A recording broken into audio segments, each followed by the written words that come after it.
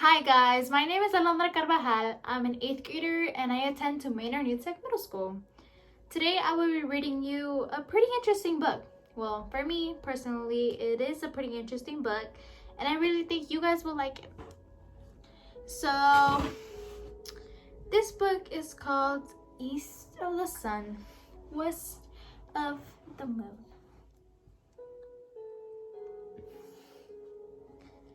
It is written by Chris Poling and illustrated by Violeta Dabija. Here we go. East of the sun, west of the moon. Chapter 1. The Bear. Long ago and far away, in a land of trolls and magic, there lived a poor farmer. His house was falling down, his family were rags, and his money was almost gone. Now winter was coming on. Listen to the wind and the rain, the farmer wailed. What can I do? Won't somebody please help me? Tap, tap, tap. There, at the farmhouse door, stood a big white bear. I'm lonely, the bear said. Lend me Astrid, your daughter, and I'll make you and your family rich.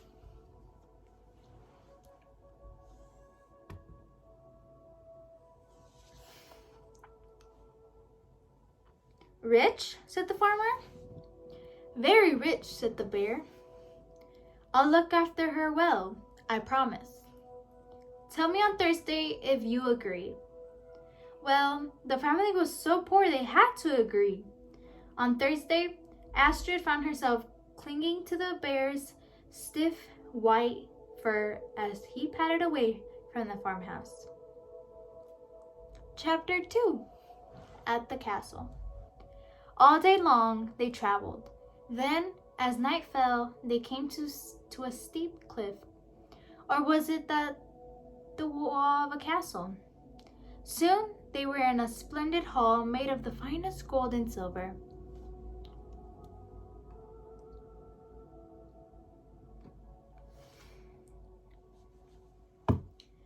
Take this bell, Astrid, said the bear. If there's anything you want, just ring it. All I want is a soft bed and sweet dreams. Astrid yawned. That night, she dreamed of a handsome young prince who sat beside her bed while she slept. The same thing happened to the next night and the night after that. All day long, Astrid rang the bell for anything she wanted. And all night long, the prince sat beside her in her dreams. On the fourth day, Astrid sent for the bear. I'm homesick, she told him. I want to see my family.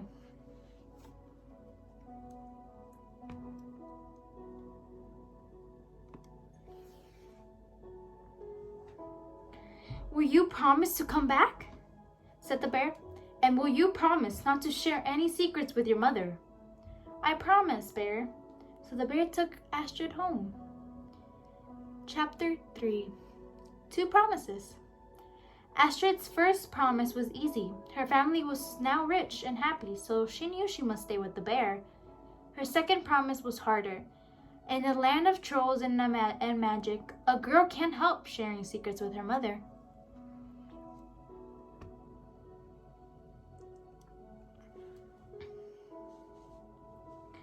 I dreamed of a prince every night, said Astrid. Or was he real all along? Ah, her mother smiled. Next time, light this magic candle, but don't spill any magic wax on him. I won't, Astrid laughed. Astrid loved the visit to her family, but now she had a plan. She was keen to go back to the castle. Chapter 4. Candle Wax. That night, at the old and silver castle, Astrid went to bed very early. She kept her eyes shut tight until she heard somebody sit beside her. Then she lit the magic candle, much too quickly.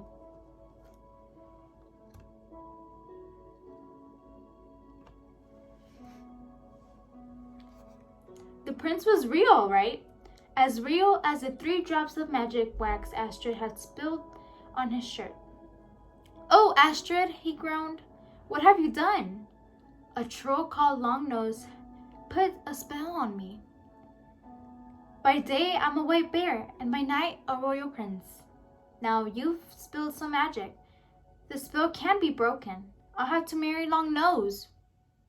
"How can I save you?" Astrid sobbed. "You can't," said the prince sadly. "Longnose will lock me in her castle until our wedding day. It lies east of the sun and west of the moon, so nobody can find me." "I can still try," said Astrid.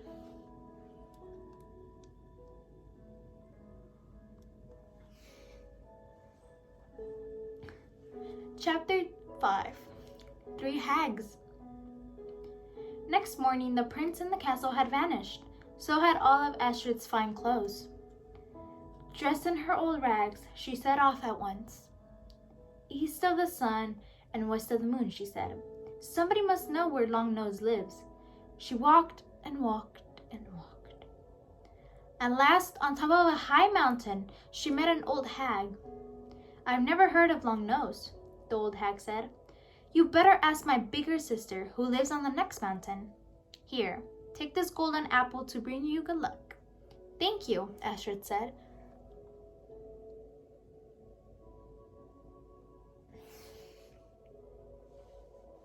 The old hag's sister was no help at all. "I've never heard of Longnose," she said. "You better ask my other sister, who lives on the next mountain. Here, take this golden comb to bring you good luck." "Thank you," Astrid said. But the third old hag shook her head as well. "I've never heard of Longnose," she said. "My sisters were silly to send you. Here, take this golden spinning wheel to bring you good luck." "Thank you," Astrid said. Now she was all alone again, with a golden apple, a golden comb, and a golden spinning wheel to carry.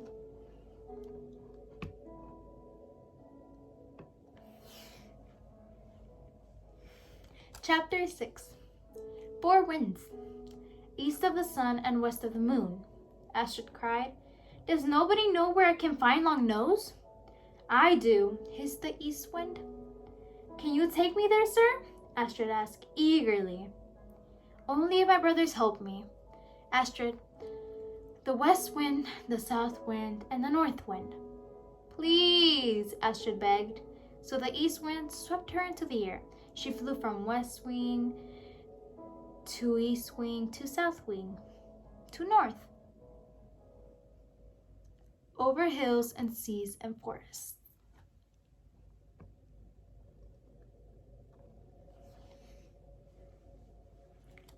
The north wind set her down. "Thank you, winds," said Astrid, "but where is it you lifted me?"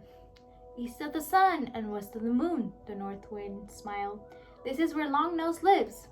"Goodbye," waved Astrid as he guessed off.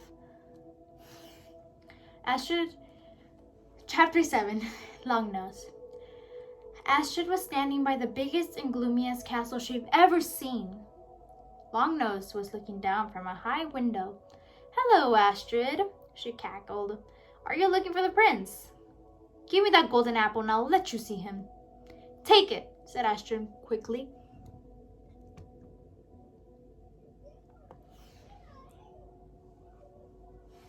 Inside the castle, she found the prince in a deep, deep sleep. He was holding an empty silver cup. Was that a magic drink? Astrid wondered. If it was, I'll never wake him. The prince slept all night long. The next day, Astrid offered Longnose the golden comb. "It'll be yours forever," she said, "if you let me visit the prince again." "Why not?" sniffed Longnose. "I shall keep him fast asleep until our wedding day." So it was a magic drink in the silver cup.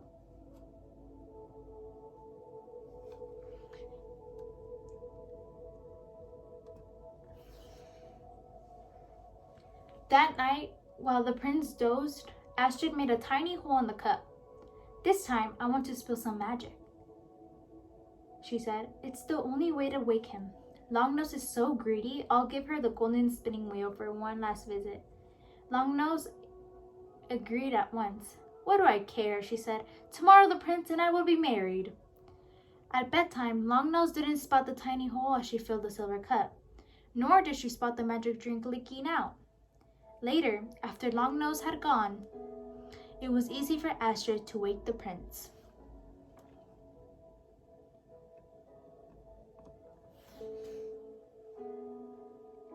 Astrid, the prince exclaimed, have you come to save me?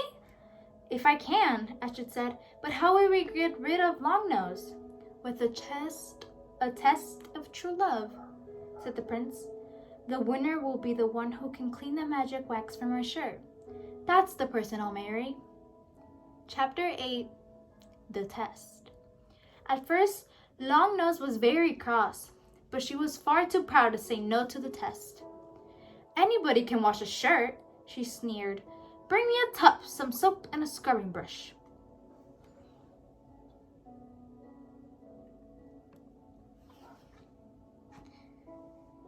Longnose had spoken much too soon. The harder she scrubbed, the blacker the shirt became. In the end, she screeched, help me, trolls!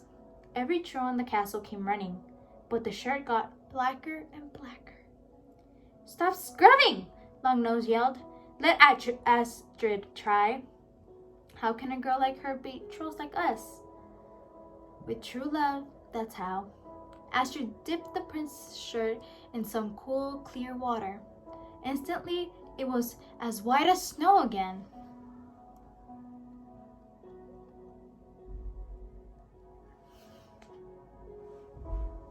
Longnose and her team of trolls were beaten. They were never seen again, not even east of the sun and west of the moon. Everybody else was invited to the royal wedding. Family, friends, the 3 hags, and the 4 winds as well. Afterwards, the gold and the silver castle appeared again, and Astrid and her prince went back to their home. There they lived happily ever after. What can be more magical than that?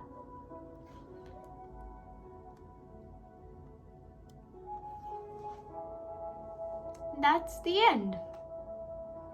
Hope you guys enjoy this book. It's a pretty interesting book, like I said, and thank you for listening to me reading.